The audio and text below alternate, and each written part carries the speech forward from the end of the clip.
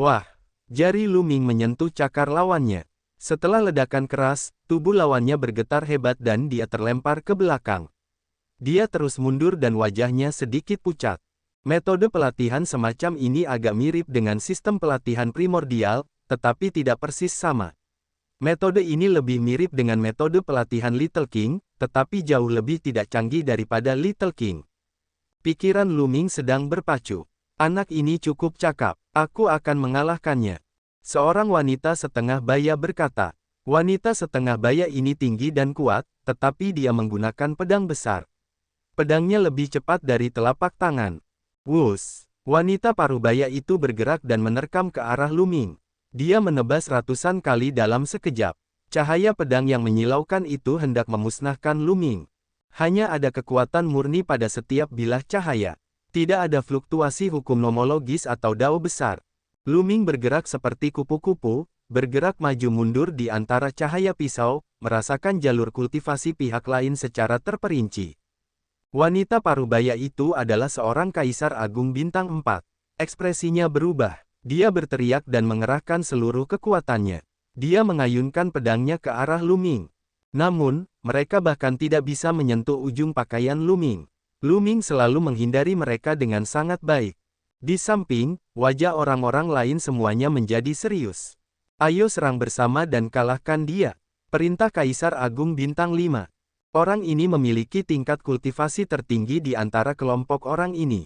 Kekuatan yang ditunjukkan Luming terlalu kuat. Bahkan seorang Kaisar Agung Bintang 4 pun tertipu olehnya. Bahkan jika dia mengambil tindakan sendiri, dia takut tidak akan dapat melakukan apapun pada Luming. Karena itu, dia meminta semua orang untuk menyerang bersama. Menyerang, mati! Big River berteriak pelan dan menerkam Luming terlebih dahulu. Dia menyerang dengan telapak tangannya, dan kekuatan telapak tangannya sangat dahsyat.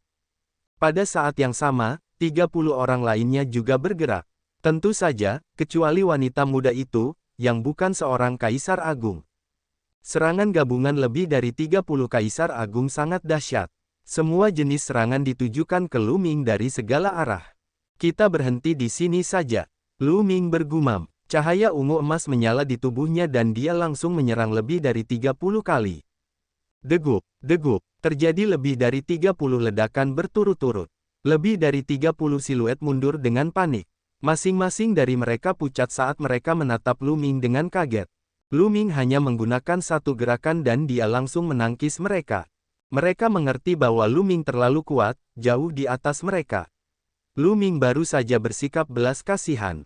Kalau tidak, mereka semua akan mati. Mata wanita muda itu berkaca-kaca. Dia menatap Luming dan berkata, "Mengapa kau begitu kejam?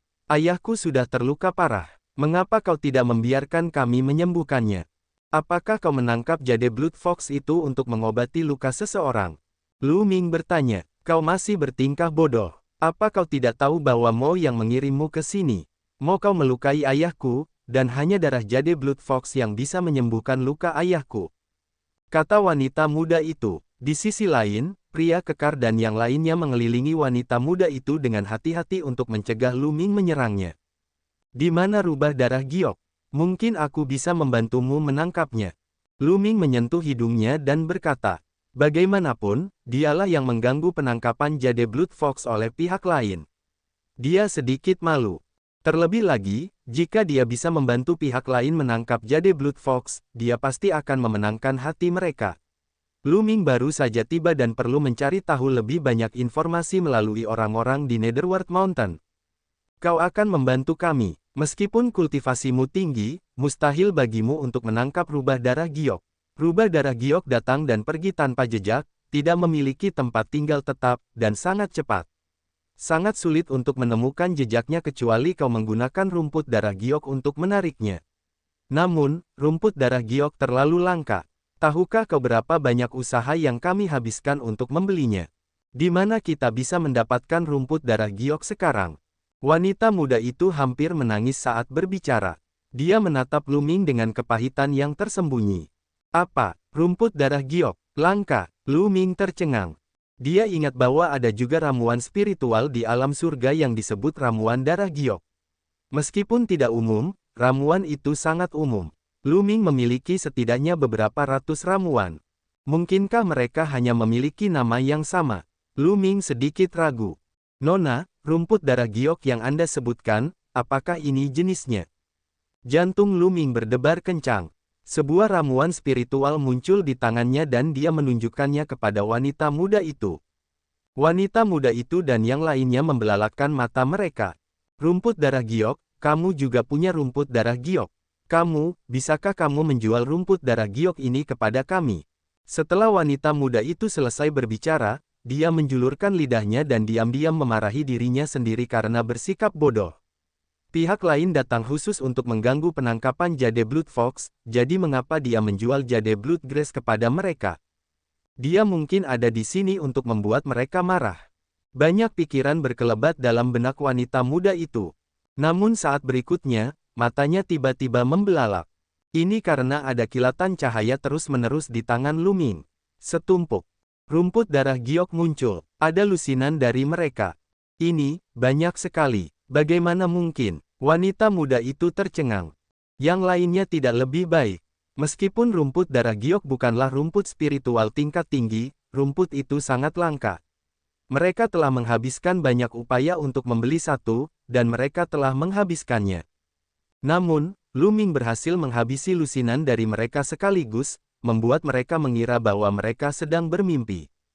Tidak perlu menjualnya. Karena akulah yang menghalangi kalian menangkap Jade Blood Fox, aku harus menebus dosaku dengan membantu kalian menangkap Jade Blood Fox. Lu Ming tersenyum. Apakah kamu benar-benar akan membantu kami? Apakah kamu benar-benar tidak dikirim oleh Mo? Wanita muda itu bertanya. Tentu saja tidak. Aku benar-benar mendarat di sini tanpa sengaja. Sebelumnya, aku bertarung dengan musuh di langit, tetapi aku tidak sebanding dengannya dan terhempas olehnya. Lu Ming berbohong. Begitu ya, sepertinya kami telah berbuat salah padamu. Maafkan aku. Wanita muda itu menjulurkan lidahnya dan tersenyum, terlihat sangat manis. Kalau begitu mari kita mulai. Bagaimana cara menggunakan rumput darah giok? Lu Ming bertanya. Tidak apa-apa asalkan dinyalakan. Setelah rumput darah giok dinyalakan, akan mengeluarkan bau aneh yang akan menarik perhatian rubah darah giok. Namun, kita harus mengubah lokasi kita. Kita baru saja mengganggunya di sini. Rubah Jade Blood sangat berhati-hati, dan aku khawatir dia tidak akan datang untuk kedua kalinya. Ayo kita lanjutkan. Kata wanita muda itu. Baiklah. Lu Ming mengangguk dan terbang ke depan. Gravitasi di sini terlalu kuat. Gravitasinya ribuan kali lebih kuat daripada alam surga. Akibatnya, terbang di sini ribuan kali lebih melelahkan dan tentu saja, kecepatannya jauh lebih lambat. Wanita muda itu dan 30 orang lainnya juga naik ke udara dan mengikuti Lu Ming. Nama saya Surong. Siapa nama Anda? Wanita muda itu bertanya dalam perjalanan. Lu Ming menjawab. Dalam waktu singkat, mereka telah terbang puluhan ribu mil, berencana untuk menangkap rubah darah giok di sini. Lu Ming segera menyalakan 10 batang rumput darah giok, menyebabkan Surong dan yang lainnya merasa sakit hati. Rumput darah giok mengeluarkan bau aneh yang menyebar jauh. Adapun Lu Ming dan yang lainnya, mereka mundur 100 mil dan mengepung daerah itu. Mereka kemudian menunggu dengan tenang. Rumput darah giok sangat tahan api dan terbakar sangat lambat. Satu rumput darah giok dapat terbakar selama 10 hari. Mereka telah menunggu selama 6 hari penuh. Tiba-tiba, ada kilatan petir merah di hutan di depan mereka. Kilatan petir itu melesat ke arah rumput darah giok yang terbakar dengan kecepatan yang sangat cepat. Itu bukan petir. Lu Ming dapat melihat dengan jelas bahwa itu adalah rubah merah darah. Ukurannya sangat kecil, panjangnya kurang dari setengah meter. Mereka di sini. Mata Surong berbinar, menyerang. Pria kekar itu berteriak. Kemudian, lebih dari 30 orang menerkam Jade. Rubah darah dari segala arah, membentuk pengepungan. Mencicit. Rubah darah giok ketakutan dan menjerit beberapa kali. Keempat anggota tubuhnya terentang dan ia mundur seperti sambaran petir. Berhenti. Di arah itu, beberapa pembangkit tenaga listrik tingkat kaisar berteriak. Kekuatan mereka membentuk tangan besar yang mencengkeram Jade Blood Fox. Jade Blood Fox menyerang ke kiri dan kanan, tetapi semua rute pelariannya terhalang. Tidak ada jalan keluar. Mencicit. Rubah darah giok menjerit dan tiba-tiba melompat. Tubuhnya berubah menjadi cahaya pedang dan menyerbu. Celepuk, salah satu tangan kaisar yang agung ditusuk oleh rubah darah giok. Si rubah pun bergegas melewatinya dan berubah menjadi sambaran petir, lalu pergi dengan kecepatan tinggi. Tidak bagus, cepat kejar. Surong berteriak. Wajah orang lain juga tidak sedap dipandang. Rubah darah giok ini tidak sesuai dengan rumor. Rumor mengatakan bahwa rubah darah giok sangat berhati-hati dan tidak memiliki tempat tinggal tetap. Mereka datang dan pergi tanpa jejak dan sangat cepat. Namun, kultivasi mereka tidak tinggi dan kekuatan tempur mereka tidak kuat. Seorang kaisar agung sudah cukup untuk menghadapi mereka. Namun, Jade Blood Fox mampu berubah menjadi sinar pedang dan menerobos serangan kaisar yang hebat. Ini adalah sesuatu yang tidak mereka duga. Mereka mengejar dengan gila-gilaan, tetapi Jade Blood Fox bahkan lebih cepat dari mereka. Ia seperti sambaran petir merah, terbang cepat ke kejauhan dan hendak melarikan diri. Kali ini, Jade Blood Fox telah dikepung dan melarikan diri. Dengan sifatnya yang waspada, akan sangat sulit untuk menariknya. Surong hampir menangis. Pada saat ini, sesosok tubuh melesat keluar dengan kecepatan yang sangat cepat. Ia bahkan lebih cepat dari Jade Blood Fox dan menghilang dalam sekejap mata. Sangat cepat, Surong dan yang lainnya tercengang karena orang yang bergegas keluar adalah Lu Ming. Harapan muncul di hati mereka. Mereka berharap Lu Ming dapat menangkapnya. Mereka menggertakkan gigi dan mengejar. Setelah beberapa saat, mereka melihat Lu Ming melangkah di udara di depan mereka. Ia memegang seekor rubah kecil berwarna merah darah di tangannya dan rubah itu terus meronta tanpa henti. Itu adalah rubah darah giok. Aku menangkapnya, aku menangkapnya.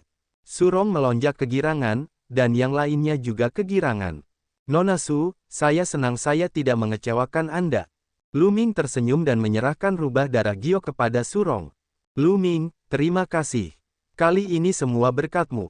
Surong sangat gembira hingga wajahnya memerah. Dia segera mengambil darah giok Fox dan menyimpannya dalam botol jade. Ayahnya terselamatkan, dan wajahnya penuh senyum. Lu Ming, kemana tujuanmu selanjutnya? Surong bertanya. Sejujurnya, saya baru saja akan bertanya. Di mana tempat ini? Lu Ming bertanya. Kamu tidak tahu kita di mana? Surong penasaran. Sebenarnya aku datang dari tempat yang jauh. Aku dikejar oleh seseorang dan aku berlari untuk menyelamatkan diri. Aku bahkan tidak tahu di mana aku sekarang. Lu Ming tersenyum pahit. Ini adalah hutan 10 persegi di negara Fengming. Keluarga Sukami ada di hutan besar. Kota Ming, yang merupakan salah satu kota besar di negara Fengming. Kata Surong, kota Ming Agung, negara Fengming. Lu Ming bergumam. Naga leluhur berkata bahwa ada puluhan ribu negara di pegunungan dunia bawah, dan tampaknya itu benar. Lu Ming, karena kamu bukan orang sini, mengapa kamu tidak kembali ke kota Ming Agung bersama kami terlebih dahulu dan kemudian memikirkan cara untuk kembali? Kata Surong, kita hanya bisa melakukan ini untuk saat ini. Lu Ming berpura-pura tidak berdaya dan mengangguk. Surong sangat gembira. Kemudian, sekelompok orang muncul dan kembali ke kota besar Ming. Hutan 10 persegi tidak terlalu jauh dari kota besar Ming. Jaraknya hanya 1 juta mil. Namun, kecepatan terbang di sini jauh lebih lambat. Mereka butuh beberapa jam untuk mencapai kota besar Ming. Kota Ming Agung adalah kota yang megah. Kota itu sangat besar dan dapat menduduki peringkat 20 teratas bahkan di negara Fengming yang luas. Dalam perjalanan, Lu Ming juga mengetahui dari Surong bagaimana ayahnya terluka. Ayahnya telah menantang seorang pria bernama Mo Yu dan terluka olehnya. Adapun Mo Yu, dia adalah pengawal seorang komandan di Fengming. Sepanjang perjalanan, Surong banyak berbicara dengan Lu Ming. Negara Fengming menganjurkan kekuatan bela diri dan menggunakan kekuatan bela diri untuk memerintah negara. Di bawah Raja Negara Fengming, ada 13 komandan. Masing-masing dari mereka memimpin pasukan yang besar dan menjaga suatu wilayah. Mereka semua adalah makhluk yang sangat kuat. Kota Ming yang agung berada di bawah kekuasaan salah satu komandan. Di bawah komandan ini, ada 18 penjaga. Mo Yu adalah salah satu penjaga di bawah komandan ini dan kekuatan tempurnya sangat kuat. Namun, ada aturan di negara Fengming, bahwa semua status didasarkan pada kekuatan, dan itu bisa diperjuangkan dengan kekuatan. Asal dia bisa mengalahkan lawannya, dia akan mampu menggantikan posisi lawannya. Misalnya, jika mereka mengalahkan atau bahkan membunuh Mo Yu, mereka dapat menggantikannya dan menjadi pengawal komandan tersebut. Mereka akan menjadi angkuh dan perkasa serta mengamuk di suatu area. Ayahku tidak menginginkan posisi komandan dan pengawal pihak lain. Dia dipaksa oleh Mo Yu untuk menantangnya. Pada akhirnya, Su Rong menghela nafas. Oh, apa yang terjadi? Lu Ming bertanya. Mo, kamu bertaruh dengan kakak laki-lakiku dan dia kalah pada akhirnya. Dia terlilit hutang, dan bahkan jika aku menjual seluruh keluarga Su, aku tidak akan bisa melunasi hutangnya.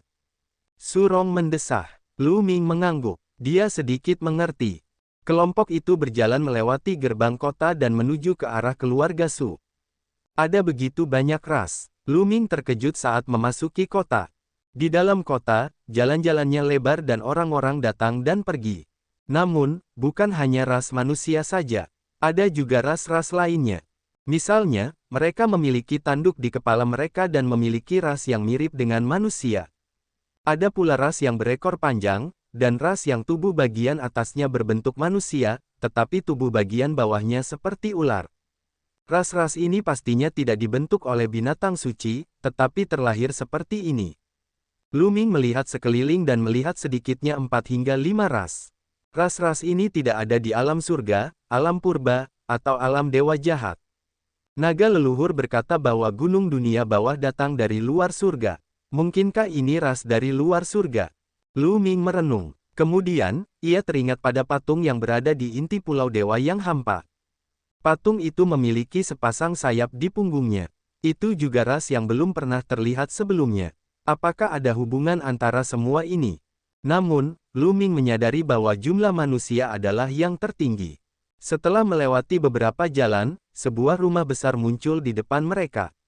Rumah besar ini adalah milik keluarga Su. Namun, pada saat ini, kediaman keluarga Su dikelilingi oleh orang-orang. Apa yang sedang terjadi? Wajah Su Rong dan yang lainnya berubah, dan mereka bergegas mendekat. Itu Su Rong. Banyak orang melihat Su Rong dan segera memberi jalan untuknya. Lu Ming dan kelompoknya berjalan melewati kerumunan dan menemukan ada 2 kelompok orang yang sedang berkonfrontasi di pintu masuk keluarga Su. Salah satu kelompok dipimpin oleh seorang pria kekar berbaju besi. Tatapan matanya tajam. Di sampingnya ada sekelompok ahli lapis baja dari berbagai ras. Mereka semua memiliki aura yang kuat dan merupakan ahli alam kaisar yang hebat.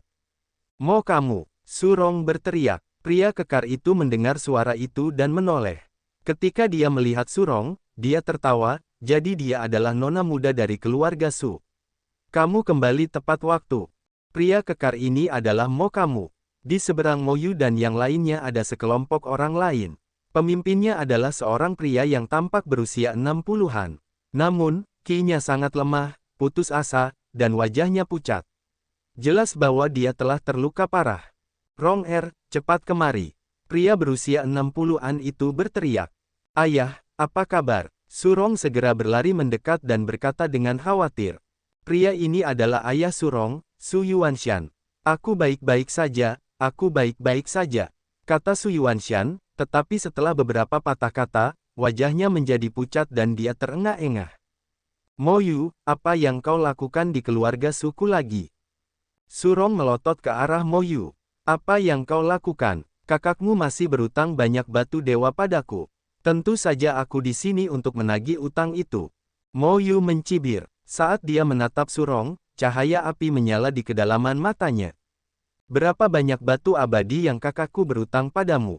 Mo, katamu. 800.000 batu dewa. Mo, katamu. Kamu, aku hanya berutang padamu 300.000 yuan. Seorang pemuda di samping Su Yuanshan berteriak.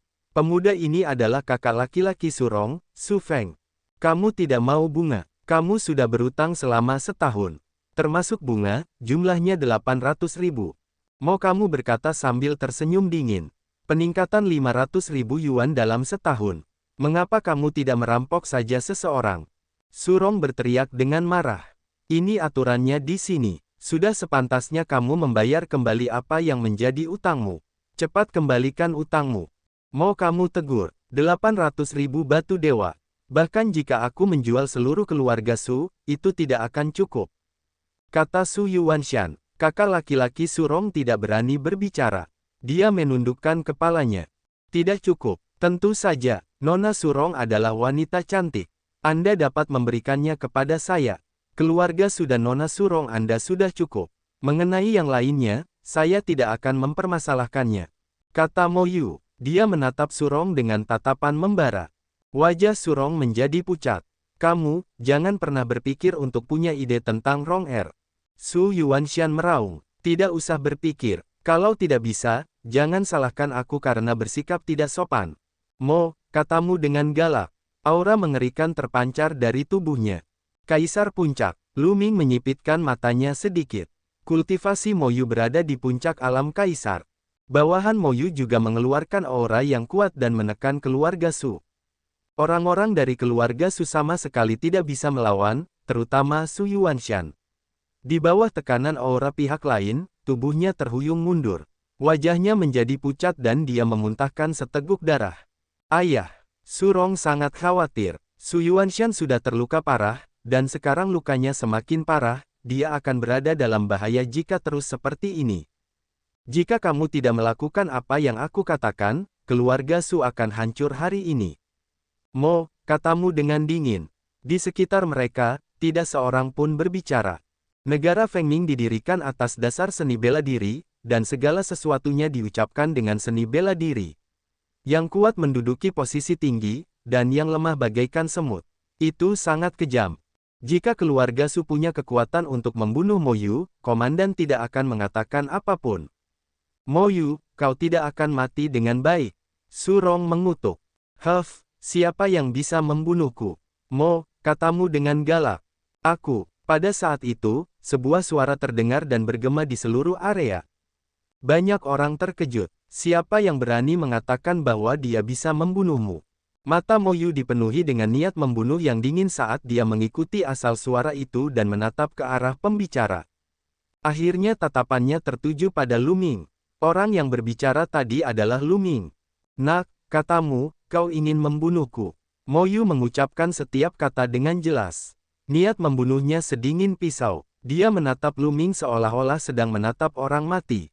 Sepertinya kamu tidak tuli. Kudengar, asal aku menantangmu dan mengalahkanmu, aku bisa menggantikanmu dan menjadi pengawal komandan. Lu Ming tersenyum tipis.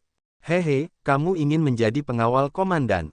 Kamu cukup ambisius. Biar kukatakan padamu, itu benar. Mari kita lihat apakah kamu memiliki kemampuan untuk melakukannya. Mo, katamu dengan galak. Lu Ming, jangan. Mo Yu memiliki kultivasi di puncak tahap interpretasi kehampaan. Selain itu, kekuatannya adalah yang terbaik di antara mereka yang berada di puncak tahap interpretasi kehampaan. Surong mengirim transmisi suara ke Lu Ming. Dia sangat khawatir. Tahap bela diri kekosongan yang mendalam. Bukankah itu Kaisar Agung? Mungkinkah pembagian wilayah gunung dunia bawah itu berbeda dari wilayah surga dan wilayah dewa jahat? Hati Lu Ming tergerak. Akan tetapi, sekarang bukan saatnya untuk menanyakan rinciannya. Ya ampun, aku menantangmu sekarang. Beranikah kau menerima tantanganku? Lu Ming berteriak langsung. Lu Ming punya rencananya sendiri. Kekuatan lokal di Gunung Netherworld sangatlah kuat.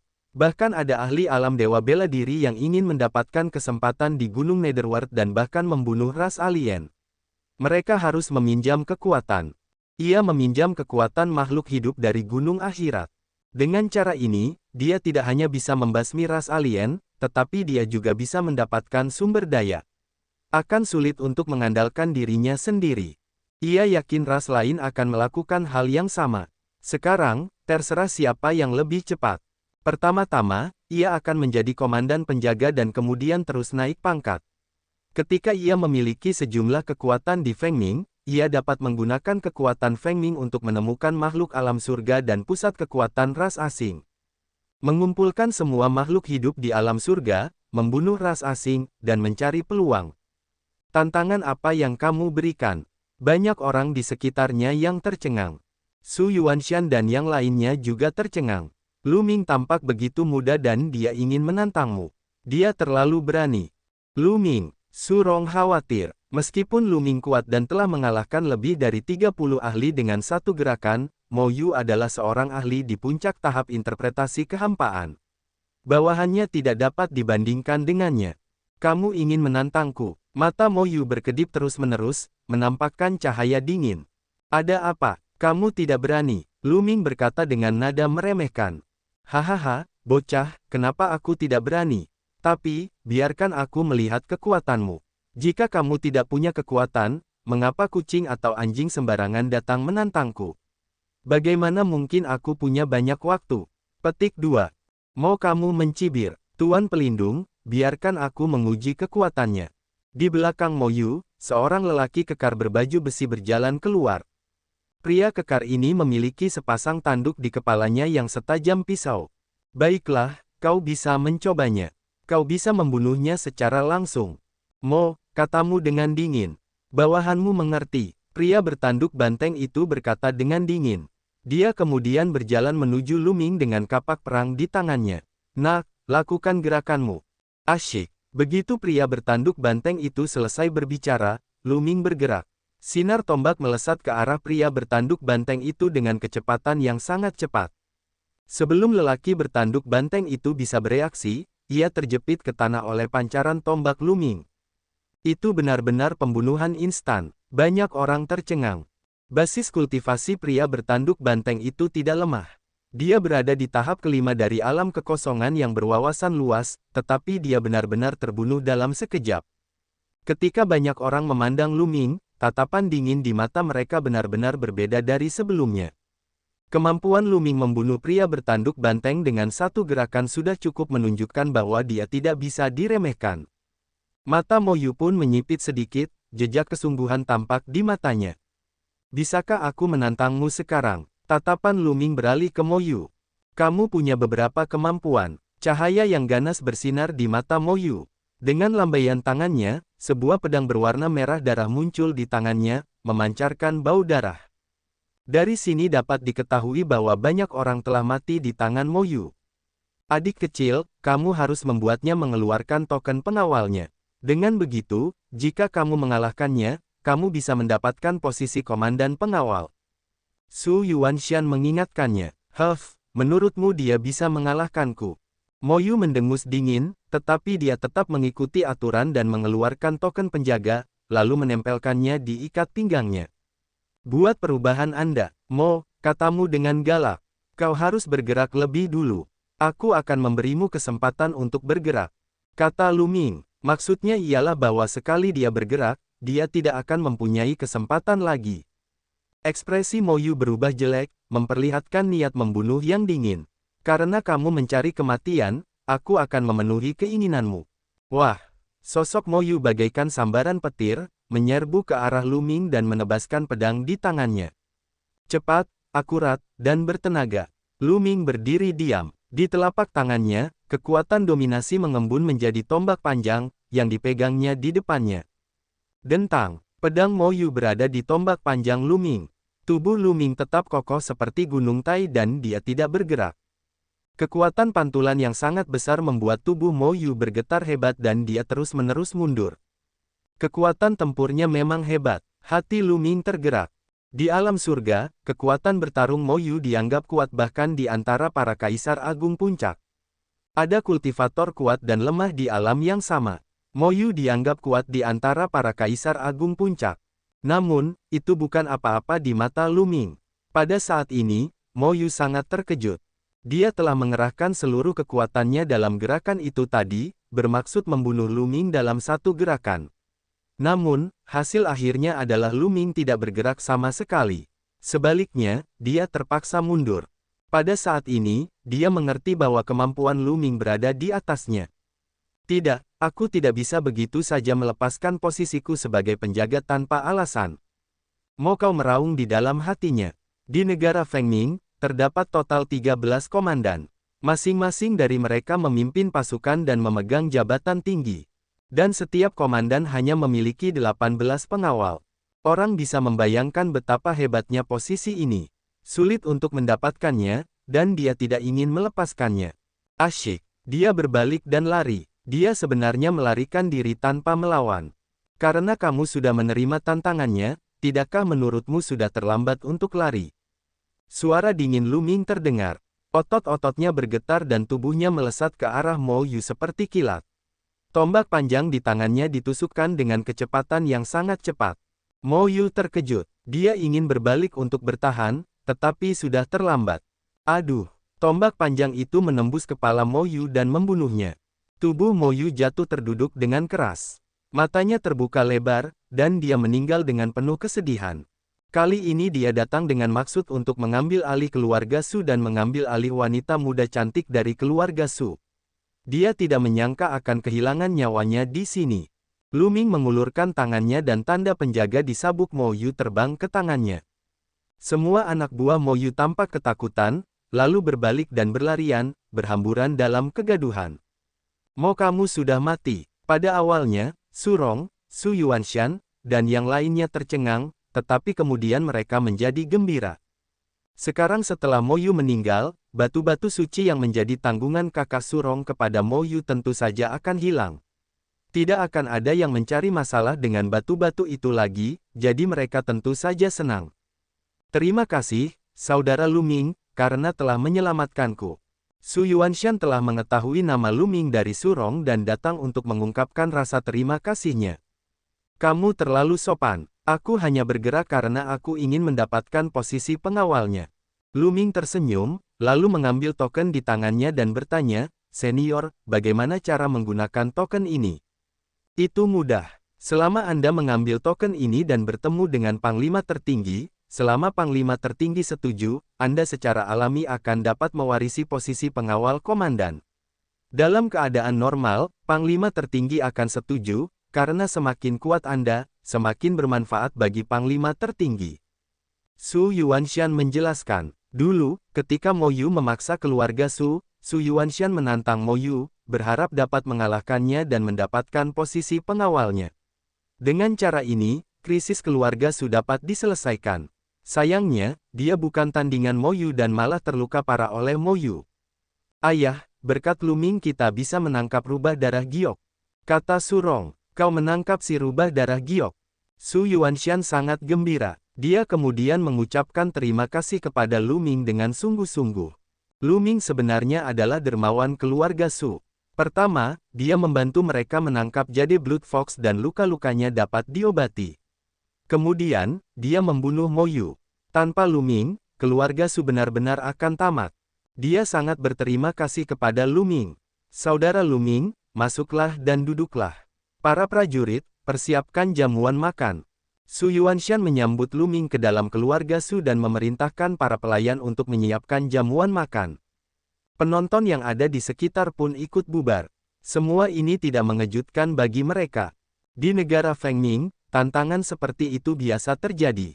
Bukan saja ada yang menantang pengawal komandan, bahkan ada yang menantang komandannya. Keluarga Su memperlakukan Lu Ming dengan hangat sebagai tamu terhormat. Setelah itu, Lu Ming tinggal di rumah keluarga Su selama beberapa hari. Dia membaca banyak sekali informasi yang dikumpulkan keluarga Su dan memperoleh pemahaman yang lebih baik tentang Nether Mountain. Ada banyak ras di pegunungan akhirat.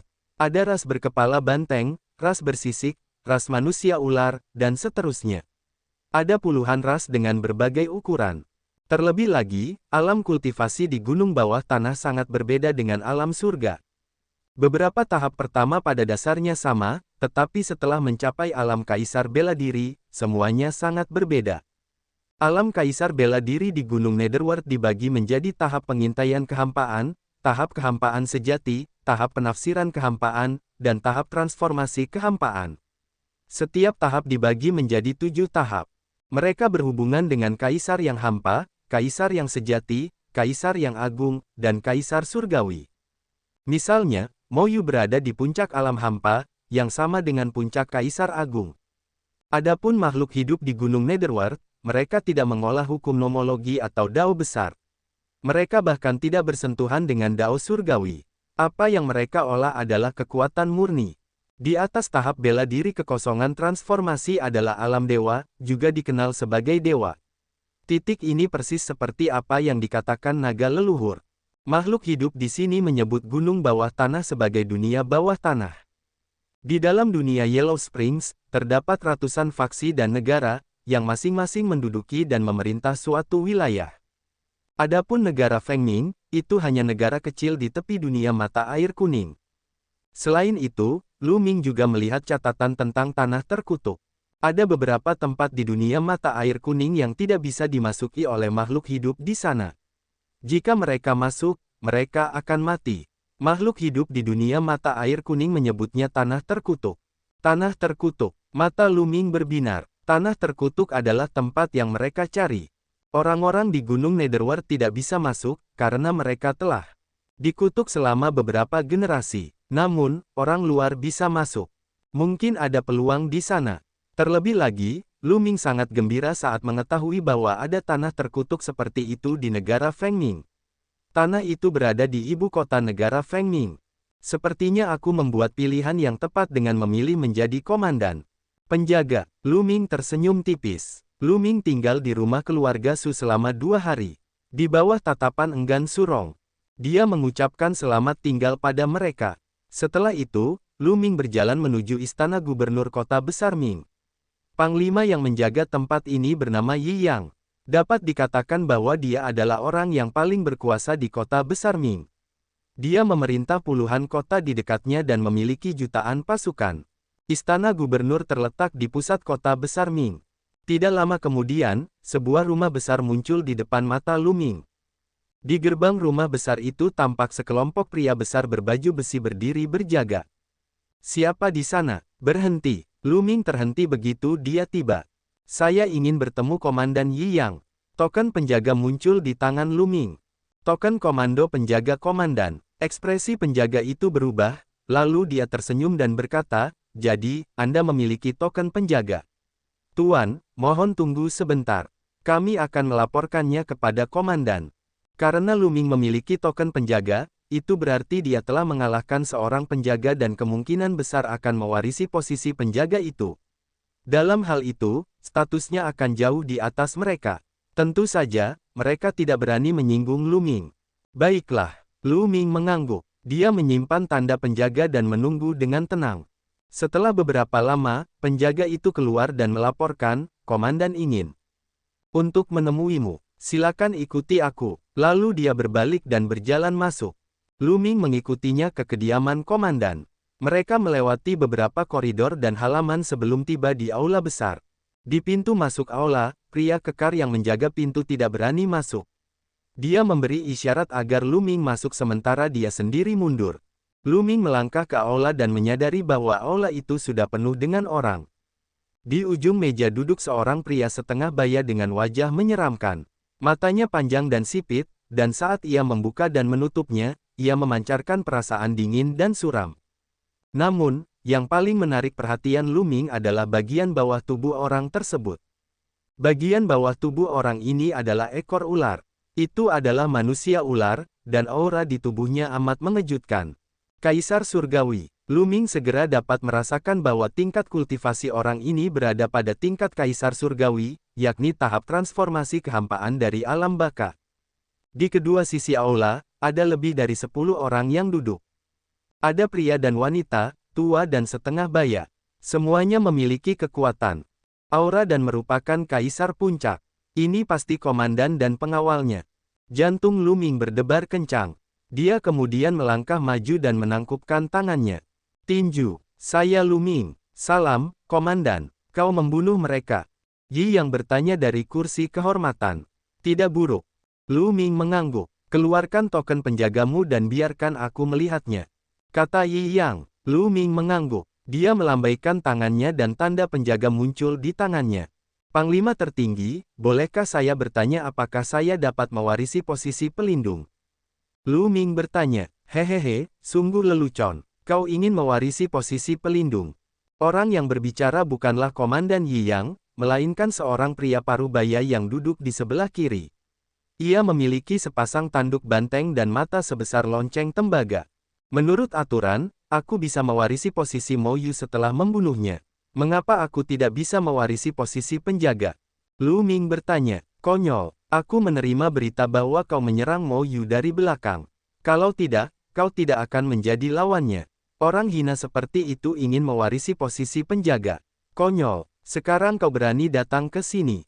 Baiklah, Hari ini aku akan membalaskan dendam Mo Yu. Pria berkepala banteng itu berkata dengan dingin. Dia melangkah maju dan auranya yang kuat menekan ke arah Lu Ming. Pria berkepala banteng ini bernama Ble. Ia memiliki hubungan yang sangat baik dengan Mo Yu. Ia juga yang terkuat di antara 18 pengawal di bawah Yi Yang. Dia telah menerima berita bahwa Mo Yu telah terbunuh oleh serangan diam-diam Lu Ming dari belakang. Dia sangat marah dan hendak membalas dendam atas Mo Yu. Dia tidak menyangka Lu Ming akan datang ke rumahnya. Yi yang duduk di ujung meja dengan seringai di sudut mulutnya, tetapi dia tidak menghentikan mereka. Dia juga menerima berita bahwa Mo Yu telah ditikam sampai mati oleh Lu Ming dari belakang. Dia juga ingin melihat apakah Lu Ming memiliki kemampuan itu. Jika tidak, Ble akan membunuhnya tanpa hasil. Saya khawatir Anda sedikit kurang. Lu Ming melirik Ble sekilas.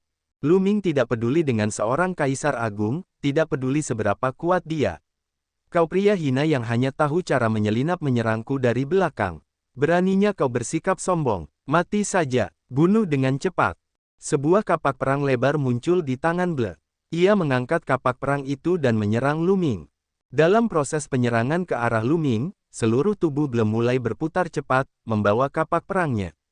Seperti angin puyuh, ia menyapu ke arah Lu Ming dengan kekuatan yang luar biasa. Pembunuhan kilat, ini pembunuhan kilat. Kakak Ble telah menggunakan jurus pembunuh sejak awal. Anak itu sudah tamat. Kakak Ble telah menggunakan jurus mematikannya. Tidak banyak orang di tingkatan bela diri kehampaan yang mendalam yang dapat melawannya. Anak itu pasti sudah mati. Dia akan digiling menjadi daging cincang. Penjaga lainnya mencibir dingin, seolah-olah mereka sedang menonton pertunjukan. Mereka tampaknya telah melihat adegan Lu Ming dicekik sampai mati. Ledakan. Pada saat ini, Lu Ming bergerak. Dia melangkah maju dan melancarkan pukulan. Seluruh aula bergemuruh. Berdebar. Tinju Lu Ming bertabrakan dengan kapak perang Ble, menimbulkan suara ledakan keras. Kapak perang Ble pun terlempar jauh. Kemudian, terdengar teriakan melengking. Tubuh kekar Ble hancur oleh kekuatan tinju Lu Ming dan terlempar jauh. Dia jatuh terduduk di tanah dan memuntahkan seteguk darah. Hanya dengan satu gerakan, Ble telah terluka parah. Di aula, suara terkesiap terdengar. Para penjaga membelalakkan mata mereka karena tidak percaya. Ble adalah yang terkuat di antara mereka. Namun, ia dikalahkan oleh Lu Ming dalam satu gerakan setelah ia menggunakan gerakan mematikannya. Kekuatan tempur Lu Ming sungguh mengejutkan. Mereka mengerti bahwa Lu Ming tidak perlu melakukan serangan diam-diam untuk membunuh Mo Yu. Dia dapat dengan mudah membunuh Mo Yu dalam pertarungan langsung. Hanya sedikit kekuatan tempur. Kupikir dia akan sangat kuat, sungguh mengecewakan. Lu Ming menggelengkan kepalanya dan melemparkan pandangan meremehkan ke arah Ble. Baru saja dia menunjukkan belas kasihan demi Yi Yang. Kalau tidak, dengan satu pukulan, Ble akan hancur total. Ble sangat marah hingga ia memuntahkan 2 teguk darah lagi. Ia sangat malu hingga ingin mati. Hahaha, bagus-bagus. Kau Lu Ming, kan? Mulai sekarang, kau akan menjadi pengawalku, pengawal pertamaku. Di kursi kehormatan, Yi yang tertawa terbahak-bahak, matanya menampakkan kegembiraannya.